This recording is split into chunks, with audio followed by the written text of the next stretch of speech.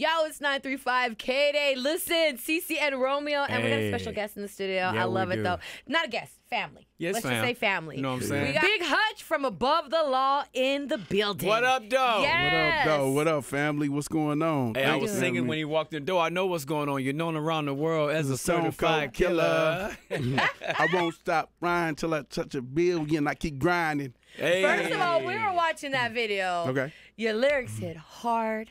All right. I'm just telling you right Thank now. you. Yeah, man. We were talking about the beat. Thank The you. beat just sounds so big. Yeah. Thank you. Yeah, let's talk about the production of that song. Well, the OG record was I really wanted to do like the whole album was like a throwback album, but if it was done right now. Mm-hmm. So the whole vibe of Above the Law presents a resurrection of gangster rap is that. You know, so when I did the single OG, I wanted you guys to feel like CC say, a big record, but it feels like back then. Yeah. But it brings you right into right now. Yeah, it definitely does. So producing it, I really got out of the concept of like trying to chase what's going on and just went back to my roots and just flipped everything to modern day. Mm-hmm. You know, that's the whole premise of making records like I'm making now, is to bring that era into this era, not to be like a throwback era, but like, okay, you know, I got kids. My kids they're grown, Right. So they dig like West Coast 90s nostalgia. So I looked at them and I was like, well, if I make a record, I want them to experience what we experienced when we were young. And that sound. But in a new form, not like they got to go check throwback. Yep. You know, so it's really paying homage to my fans from back in the days, and it's really enlightening the new fans and giving them an opportunity to experience gangster rap in this era. And that's dope what you're doing that, cause the track definitely slaps, man. You already know Thank you. that. Front to back, take it, man. bro. At the end of the day, when you're doing this now, you think about you've been in the game for a minute, right? You've seen how the game has grown, how the audience has grown. Think about all the platforms. Imagine having things the way it is now back in the day with social media and all that. Yeah. How would the game been different for you back Ooh, I yes. think it would have been different, and that's a good question. And I think it would have been different because I think we had a rebel soul. We had there was a consciousness in entertainment, you know, but it wasn't like, teach me and we rock everybody to sleep. So I think our era was more about the message in the entertainment mixed all together. So I think it would be very, very powerful for us. I think that music would be 30 times better if we had the spotlight that people have right now. I agree. You know what I mean? Because I think like I don't know if y'all listen to the record when I say I defy the laws of gravity. I'm from the era where we defied the laws of gravity. Basically, no one wanted our music at all. Yeah. When you look at hip hop, back then, they didn't want hip hop. So think we were doing gangster rap.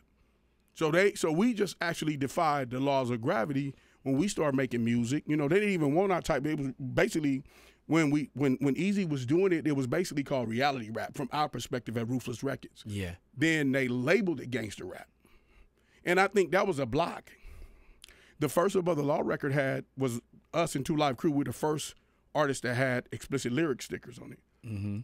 So that, to me, that when they labeled us as being that, it kind of like now we got to beat R&B out. We got to beat rock and roll. We got to beat country.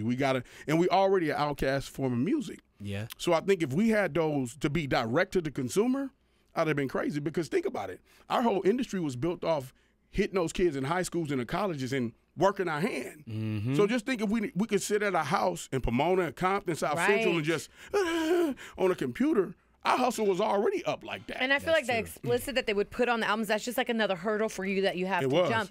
And since you guys were the first, you and Eazy were the first like people to really have that on your albums, like take us back to that when you first saw it, because that was never done before. So when it was done to you, how did you feel about that? It was kind of like the freedom of speech. Like when we looked at being freely, being able to freely speak. I think that was a spit in the face because we always thought we could freely speak. You know, we always looked at like Richard Pryor records, the Blowfly records, all the stuff like that. Rudy Ray like Moore, Red Fox, Rudy Ray Moore. Yeah, of course. So we looked at that and be like, oh, yeah, we can speak how we want to speak because that's how we were brought up. When you're grown, you can speak on whatever you want to speak on. Yep. And we know we wouldn't get on the radio, but when they start putting it on our consumers that saying like, warning, don't get this, basically, because that's what it was saying. I think the good thing about that was that made people get it. Like I was just going to say that because it made me want to go buy it more. Right. The forbidden fruit, you know? So, and you got the brilliance of Eazy-E was that he always knew how to spin controversy. He wasn't never afraid to put the money up to spin controversy. Yeah. When it came, he was like, okay, oh, fuck the police, okay. I'm finna throw more money at NWA. Oh, y'all want to call yourself a brother law? I'm finna throw a bunch of money at that. You know what I mean? Wow. So I think that was definitely a hurdle, but I think it worked in our favor because our CEO, which was my partner Eazy-E, he had a vision to take that and spin it, you know.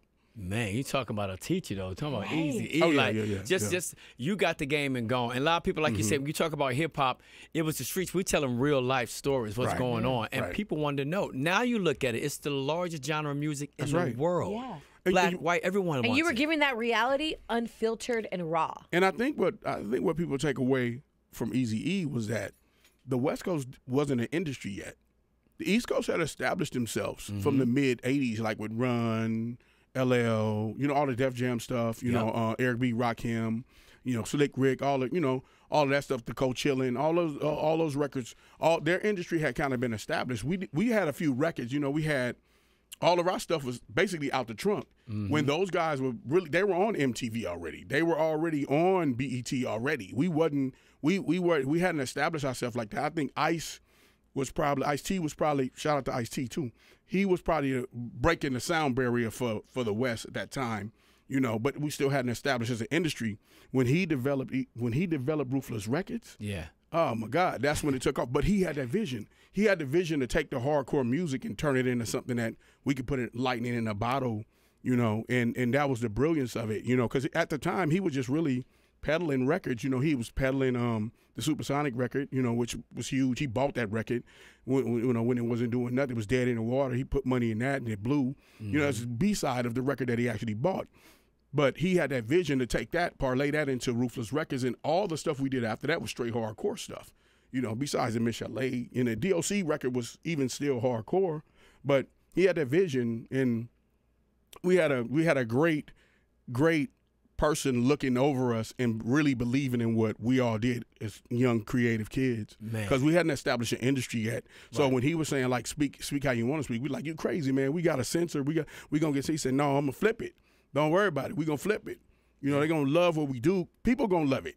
Yeah. We never, you know, you guys got to realize about that era, we never focused on doing nothing but really getting out the hood, really. You know, doing something that all the kids was doing around the world, that we wanted to put our music in and put our little spin on it, right? He the one had the superstar vision. Like, we could take it to superstar level.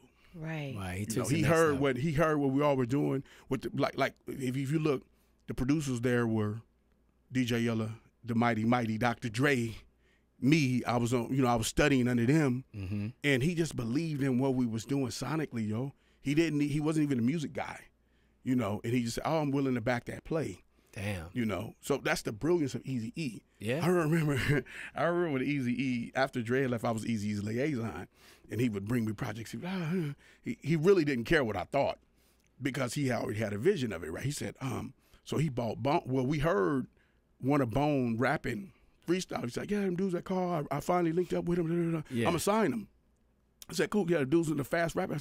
He said, yeah, we're going to do like some hip hop and harmony. I'm like, okay, that sounds cool. He was like, but he was like, the way I look at it, Hutch, is this. He said, look, man, I like it. You might like it. He said, but what I always want to do is give the audience an opportunity to see if they like it. And then if it go wood, if it go copper, that's on them. Right. But I'm going to give him a shot, because I feel like that. That's one thing he did in the early days. People get on me sometimes. I've lived so long, and I tell people, like, I grew up with some brilliant people that never was the experts. Right. They just went off of what they felt. You know, Dre, when he was teaching me how to make records, you know, I brought Living Like Hustlers in. You know, it was done already, you know, primarily. Me and him did the last song. We did Freedom of Speech, with me and Laylaw wrote. Shout out to Laylaw, which he brought us to the table. And a couple of more records that I had picked out of my crates that I wanted to do for Above the Law. Now, the thing about him, he always told me, say, keep it simple, Hutch. Keep shit simple.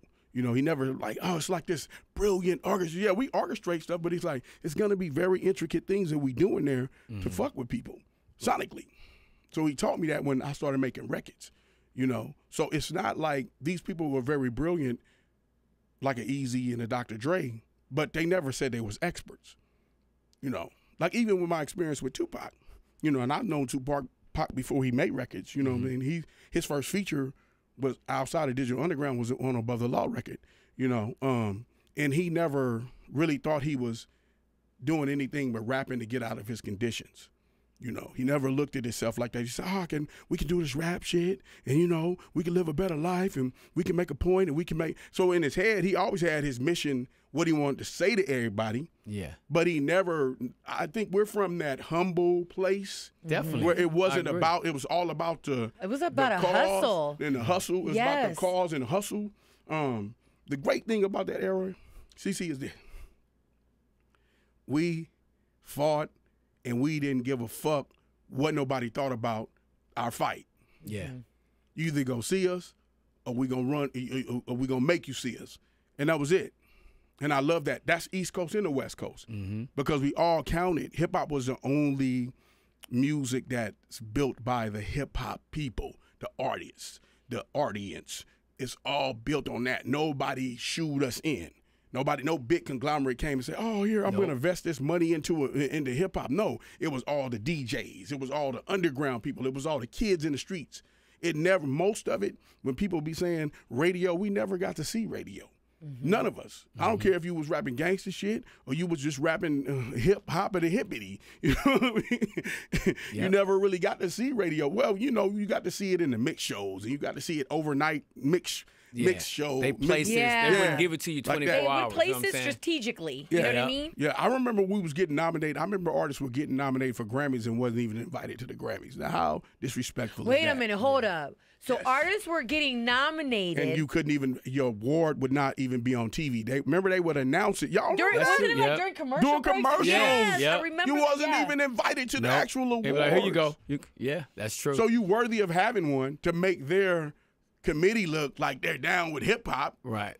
But they really want to embrace you. Come. They want to let you in. And, you know, you talk about, because first of all, you got so much knowledge and so many stories, bro. Like, it's crazy. But let's go back in the day, the hustle. Okay. That's what made it happen. All right. How do you feel today when people can just upload a song on YouTube and it could be a novelty and all of a sudden it pop off and they get a million streams? They're not doing the same hustle.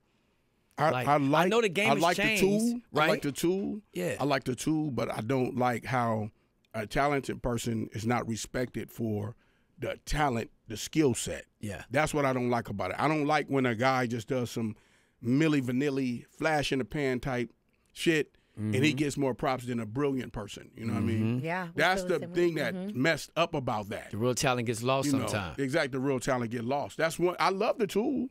Because me as a creative person, I like to be right at the consumer. I like the direct-to-consumer connection. You know, I hate it when I had an idea and I got to have 10 meetings with executives to just put out one idea. True. You know. True. So it's good for that. It just overshadows. Yeah, exactly. I feel like the music was better back then because it was about the hustle and it was about the passion. Yeah. You know, and it made, when you work for something, you really want it, right? And I think now, like you said, like they can just upload a video, and it's like, it's sad because now it's all about cloud chasing. It's all about going viral. Yep. And a lot of the wrong things go viral. And then you see some whack ass shit and you're like, how did this motherfucker get all these views? Yeah. You know what I mean? They're all in the headlines and we all know it's whack, but everybody's jumping on board because they want to be a part of the cloud chasing. Is they hustle or grind, or is it a slick move to get over on you? See, you just brought something up powerful. See, ours was a grind. Yeah. Our hustle was a grind. You know, we just out-hustled the system. We just out-hustled the industry to where they had to come to us. Theirs is more so like they can do anything in their basement or their mama kitchen, and then it's a sensation for doing nothing. That's not really a hustle. That's you hustling people because your passion. You lucked out. Because exactly, because your passion should always be involved in something creatively. You know what I mean? I think when we talk about art, you know, now you could outwork somebody, you can do all that, but when you talk about what you're talking about, the era we came from, we really believed in making the right sound for the consumers. We really believed in putting our passion, our heart, our soul on the record. We didn't, how can we trick a whole bunch of motherfuckers to buy shit? That's what the going thing is now. Yeah. You know, they want to do the most, a motherfucker slip in Walmart. Now he's a sensation because his song is playing behind him slipping in Walmart, but that don't mean make him a talent. You know, it's like reality shows. Cats go for reality shows because they feel like, oh yeah, I can bump my numbers up, or bump whatever. Everything's about numbers. Sometimes you play yourself doing those, though. There you go. Yeah. And that's what I'm saying, because what you're doing is you hustling. You're not grinding a hustle. You know what I mean? Yeah. See, we grind. Yeah, that's you know what true. I mean? We didn't look for the slick way. We look, okay, man, it's going to be tonight. We got to go down here to this little city center and rock these people. And we had to do that all over the planet. You know what I mean? Yeah, they can just get on something and, oh, yeah, he's wearing a Dolce hat or whatever. You know what I mean? And there was some stupid shit to a song, and now he's a sensation. Tag somebody, they repost you. I mean, it's too easy for them. But I feel like because you guys put your truth on the record, that's what makes it a classic, and that's what makes it still, to this day, they don't make music like that because you put your truth. Some of these artists are not putting their truth. They're not. You know what I mean? They're putting some foolery or some trickery on it. And so that's why, because right now, even the KDAY artists, we can do a concert sold out. Everybody still comes to see all these artists. Some of these newbies, I don't think that's going to happen in 20 years from now. They're going to be gone, and we're not going to remember their name. No, because the style goes out with the fashion. It goes out with the trend. It goes out with when you are an innovator in a creative aspect of that is this. Always have something that is going to last past where you found it at. You know what I mean? Like my father, my uncle taught me that. They like, okay, take music further than where you found it. So always do something that's going to last beyond, because the records that they were doing and involved with last the test of time. So we looked at making records like that. You know, that era, everyone looked at making records timeless to where it's going to be relevant right now. Everything's going to be relevant right now. Not just, okay, if you talk about popping a certain type of drug, or you talk about drinking a certain type of drink or wearing a type of outfit, and your whole thing of being at this particular club that's going to go out of business in what? 5 days. That's going to play out with that. But if you're talking about I love my mama, fuck that bitch, I ride for the homies, he a sucker over there, I woke up this morning kind of upset, but I still love the world, that's going to be forever. I got bills, I'm balling out of control, I'm trying to come up. You know, that's going to last forever. I shed so many tears, I did this, I'm the black Superman, my mama, I got to look out. All those stuff going to last forever, because those are the things that a 50-year-old person has and a 20-year-old person has. He's under those same. He's under that same sun, and he rides with the same moon. You know what I mean? Yeah, that's true. why it lasts. We all wake up with those same things. Without content, we're all just talking about the moment and not remembering the moment is the future.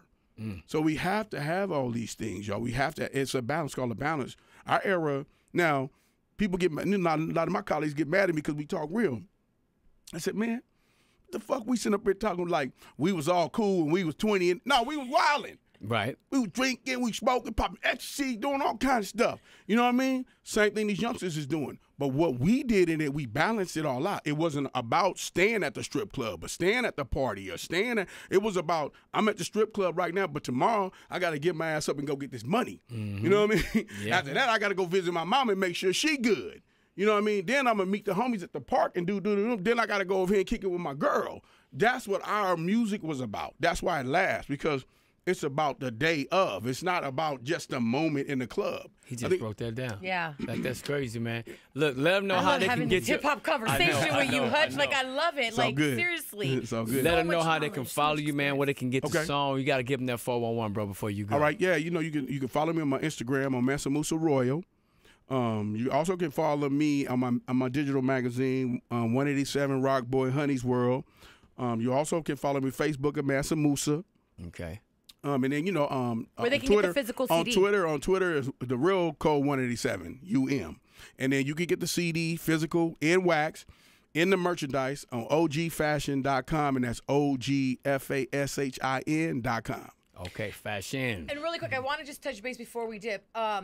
When you talked about your kids, I want to go back to that because you're like, I wanted to make music where it was still with this type of, beat, but back in the day. So when they heard this, I just want to know, like, what is your kids, like, what do they think? They love it. Like, today's my oldest daughter's birthday. I have 4 kids. I have 3 daughters and 1 son. They love everything that I do on my whole career. My when I was growing up, I kind of raised them off of like real stuff. Like they like big DMX fans, big Snoop Dogg fans, big, you know, NWA, Above the Law. So they kind of vibe this stuff, you know. They with the new stuff, but they always be telling me like, Dad, why this era ain't like y'all era? I said, I don't know. You got to ask Little Neck Bone. I don't know. Little Neck Bone. Say you got to ask him, but no, they love it. They love it. They love how I'm able to do it and still be doing it at this level. Man, you know, so it's awesome, man. It's really awesome, man. You know, my kids are everything to me, man. The best thing happened to me is having them in my life, man. I heard that. There you go, yeah. That's the best thing. I'm with you know, being on able to raise 4 kids, a couple of them college, all of them are professional people. You know, so I love it. I love my life, man. You know what I mean? I love everything about it, y'all. That's what's up, man. Well, salute to you and your family, definitely. man. The new record, dog, like I said, it's hot, it's banging. The track is slapping, so it's a win, man. Now you up in the building with us, so there we go. Let's get it.